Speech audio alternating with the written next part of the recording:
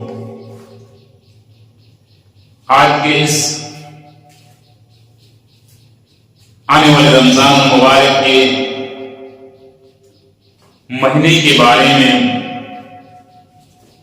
چند بات عرض کروں گا، اس لیے کہ آج کے بعد جو رمضان المبارک کا مہینہ ہمارے سامنے آ رہا ہے، اس رمضان المبارک کے مہینے میں ہمیں اور آپ کو دن بھر بھوکے پیاسے رہنا ہوگا، اور ہم اور آپ جو اس رمضان المبارک کے مہینے میں دن بھر بھوکے پیاسے رہیں گے تو اس سے ہمارا فائدہ ہونا چاہیے، اس لیے کہ اس دنیا کے اندر انسان کوئی بھی کام کرتا ہے وہ اس مقصد سے کرتا ہے کہ اس سے اس کا فائدہ حاصل ہو۔ تو اسی طرح اگر ہم رمضان المبارک کے مہینے کا اگر روزہ رکھیں گے تو ہم اس ارادے سے روزہ رکھیں گے، اس نیت سے ہم روزہ رکھتے ہیں کہ اللہ تبارک و تعالی ہم سے راضی ہو جائے، ہمارا روزہ قبول ہو جائے۔ لیکن ہم اور آپ اگر اس دنیا کے اندر روزہ رکھتے ہی اگر ہم گناہ کا کام کریں گے، ایک دوسرے کی برائی بیان کریں گے، روزہ رکھ کر کے ہم ایک دوسرے سے دغابازی کریں گے، روزہ رکھ کر کے اگر ہم حرام کمائی کو نہیں چھوڑ رہے ہیں، روزہ رکھ کر کے اگر ہم گناہوں سے نہیں بچ رہے ہیں تو پھر ہمارا روزہ رکھنے سے کوئی فائدہ نہیں ہوگا۔ عزیز دوستو، ہمارا ایک ہی مقصد ہے کہ ہمارا روزہ قبول ہو جائے، لیکن اس دنیا کے اندر ایک چیز کو آپ دیکھ رہے ہیں جس کا نام موبائل رکھا جاتا ہے۔ یہ موبائل، اس کے اندر بہت ساری چیزیں ہیں، اس موبائل کے ذریعے انسان اچھا خاصا فائدہ حاصل کر لیتا ہے۔ اس موبائل کے ذریعے انسان اگر صحیح چیز کا استعمال کرنا چاہے تو وہ بہت ان کے لیے فائدہ مند ہے، لیکن یہی موبائل اگر آپ غلط راستے سے یوز کرتے ہیں تو یہ موبائل آپ کے لیے فتنہ ہے۔ عزیز دوستو، ایک حدیث کے اندر سنن نسائی کے اندر اللہ کے نبی صلی اللہ علیہ وسلم بیان کرتے ہیں کہ کم من صائم لیس لہ من صیامہ الا الظمأ، کہ اس رمضان مبارک کے مہینے میں بہت سے ایسے روزہ دار ہوں گے جس کو بھوکے پیاسے کے علاوہ کچھ نہیں ملے گا، یعنی بہت سے ایسے روزہ دار ہیں جس کو بھوکے پیاسے کے علاوہ نیکی ذرہ برابر بھی نہیں ملے گی۔ وَكَمْ مِنْ قَائِمٍ لَيْسَ لَهُ مِنْ قِيَامِهِ إِلَّا السَّحَرُ، اس رمضان المبارک کے مہینے میں بہت سے ایسے روزہ دار ہیں، بہت سے ایسے تراویح پڑھنے والے ہیں کہ اس کو رات جاگنے کے علاوہ کچھ نہیں ملتا۔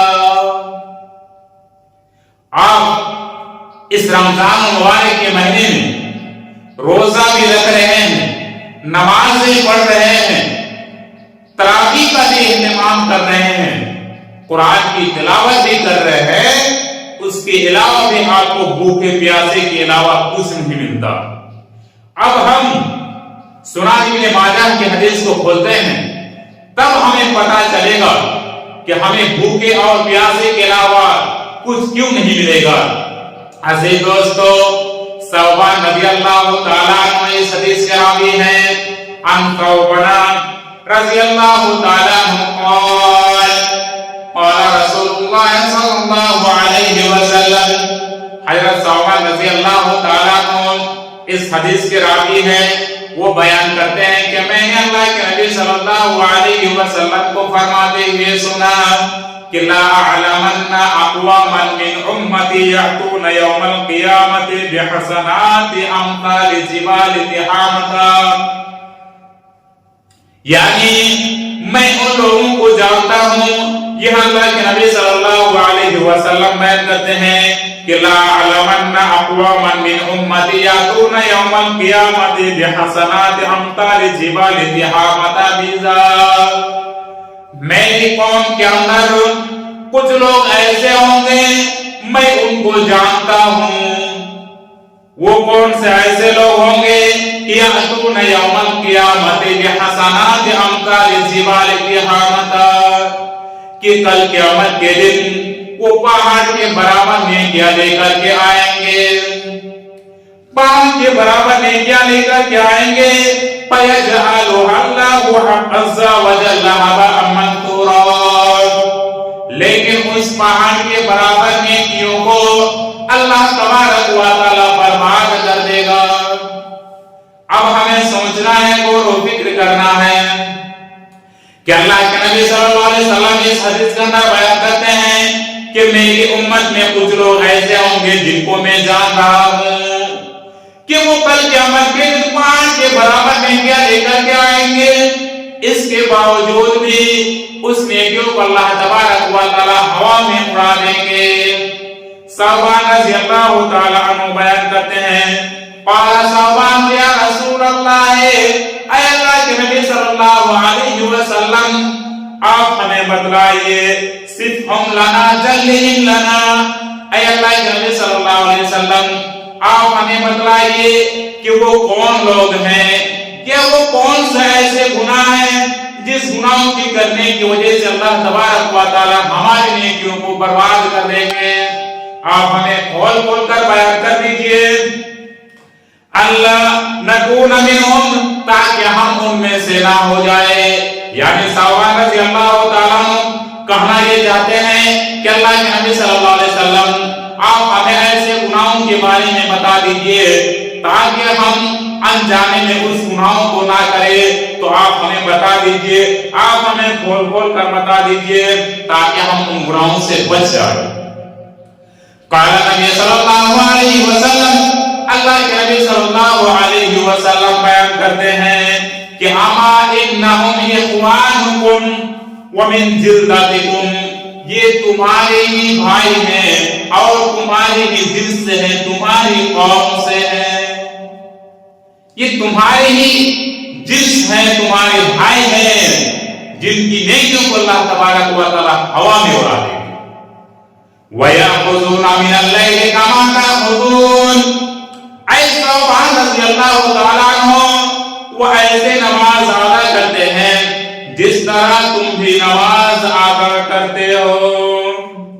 وَلَكِنَّهُمْ أَقْوَمُ، لیکن وہ ایسی قوم ہے،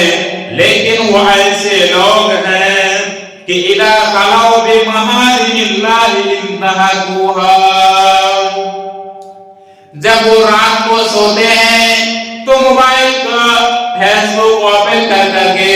وہ گندی گندی چیزوں کو دیکھتے ہیں، وہ گناہوں کا ارتکاب کرتے ہیں، وہ تنہائیوں میں جب ہوتا ہے تو رضائی کے اندر، لحاظ کے اندر وہ چوری چھپ کے گناہ کر رہے ہیں۔ اس حدیث کو سنانے کا مطلب یہ ہے کہ اے گاؤں کے سماج کے لوگوں، آج تمہارے اندر جوانی ہے، اس جوانی میں آپ پڑھ کر کے آپ موبائل کے ذریعے آپ گندی گندی چیزوں کا استعمال کر رہے ہیں، آپ گندی گندی چیزوں کو دیکھ رہے ہیں۔ اللہ کے نبی صلی اللہ علیہ وسلم بیان کرتے ہیں کہ اگر آپ تنہائی میں موبائل کے ذریعے آپ چپکے بات کر رہے ہیں، لڑکیوں سے بات کر رہے ہیں اور آپ گناہ کا ارتکاب کر رہے ہیں، اور اس رمضان مبارک کے مہینے میں اگر آپ روزہ رکھیں گے تو آپ کے اس روزے کو اللہ تبارک و تعالی ہوا میں اڑا دیں گے، کوئی فائدہ نہیں ہوگا سے دوستو۔ اس لیے ہم اور آپ اگر اس رمضان مبارک کے مہینے میں روزہ رکھتے ہیں تو روزہ رکھنے کے ساتھ ساتھ ہمیں گناہوں سے بھی بچنا ہے، ہمیں حرام کاموں سے بھی بچنا ہے۔ عزیز دوستو، ایک حدیث کے اندر اللہ کے نبی صلی اللہ علیہ وسلم بیان کرتے ہیں کہ میں جب منبر پر چڑھا، پہلی سیڑھی پر جب میں نے قدم رکھا تو میں نے آمین کہا، پھر اس کے بعد دوسری سیڑھی پر جب میں نے قدم رکھا تو میں نے پھر آمین کہا، اس کے بعد جب تیسری سیڑھی پر میں نے قدم رکھا تو میں نے آمین کہا۔ صحابہ کرام نے پوچھ دیا کہ اللہ کے نبی صلی اللہ علیہ وسلم، آپ نے پہلی سیڑھی پر جب چڑھے تو آپ نے آمین کیوں کہا؟ اللہ کے نبی صلی اللہ علیہ وسلم بیان کرتے ہیں کہ جبریل نے ان لوگوں کے لیے بد دعا کی کہ جن کو اللہ تبارک و تعالی نے رمضان مبارک کا مہینہ نصیب فرمایا، اس کے باوجود بھی وہ اپنے گناہوں کی بخشش نہ کرا سکا، تو ایسے لوگوں کے لیے بربادی ہے، خرابی ہے۔ تو جبریل نے بد دعا کی تو میں نے آمین کہا۔ پھر صحابہ نے عرض کیا کہ اللہ کے نبی صلی اللہ علیہ وسلم، آپ نے دوسری سیڑھی پر جب قدم رکھا تو آپ نے آمین کیوں کہا؟ اللہ کے نبی صلی اللہ علیہ وسلم بیان کرتے ہیں کہ جبریل نے بد دعا کی کہ ایسے آدمی کے لیے ہلاکت و بربادی ہے جو اپنے والدین کو بڑھاپے کی عمر میں پائے اور ان کی خدمت کر کے اپنے آپ کو جنت کا حقدار نہیں بنایا۔ ایسے آدمی کے لیے بھی خرابی ہے، ایسے آدمی کے لیے بھی بربادی ہے۔ تو میں نے آمین کہا۔ پھر اللہ کے نبی صلی اللہ علیہ وسلم سے سوال کرتے ہیں کہ اللہ کے نبی صلی اللہ علیہ وسلم، آپ منبر پر جب چڑھے تیسری سیڑھی پر تو آپ نے آمین کیوں کہا؟ اللہ کے نبی صلی اللہ علیہ وسلم بیان کرتے ہیں کہ صحابہ کرام، میں نے تیسری سیڑھی پر جب چڑھا تو آمین اس لیے کہا کہ جبرائیل نے بد دعا کی ان لوگوں کے لیے، جبرائیل نے بد دعا کی ان لوگوں کے لیے کہ وہ آدمی بھی برباد ہو جائے، وہ آدمی بھی ہلاکت میں ہے۔ جب ان کے سامنے ان کے نبی کا نام لیا جائے تو ان پر درود نہ بھیجے، ایسے آدمی کے لیے بھی میں نے بد دعا کی تو میں نے آمین کہا۔ دوستو، اس رمضان مبارک کے مہینے میں بہت سارے ذرائع ہیں گناہوں سے بچنے کا، اور نیکی کرنے کے بھی بہت سے راستے ہیں۔